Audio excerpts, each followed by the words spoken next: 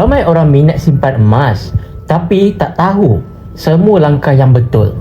Kalau betul caranya, emas boleh bantu kita capai kebebasan kewangan. Ini 7 checklist penting nak kaya dengan emas tahun 2025. Yang pertama, guna X Public Gold.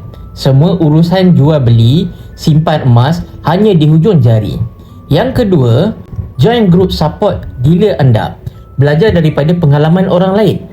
Anda dapat ilmu, semangat dan bimbingan. Yang ketiga, baca customer handbook dan tonton video tutorial. Ilmu asas ini penting supaya anda tak buat keputusan tanpa fahami risiko. Yang keempat, khatamkan buku wang emas dan misi bebas hutang.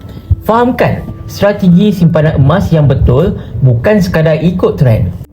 Yang kelima, aktifkan gap auto debit. Set dan lupa. Anda boleh menabung secara konsisten tanpa anda sedar. Yang keenam, sertai webinar membina 1 juta yang pertama. Ilmu bina kekayaan ni dari pengalaman sebenar. Ia sangat bernilai. Yang ketujuh, join training PLT ataupun kempen sebarkan manfaat emas. Bila anda mula memberi nilai, rezeki akan datang dari arah yang tidak disangka-sangka. Jangan tunggu pandai baru nak mula. Mula dulu dan anda akan pandai. Jom tuan-puan bina kekayaan dengan emas. Langkah demi langkah kami sediakan untuk anda.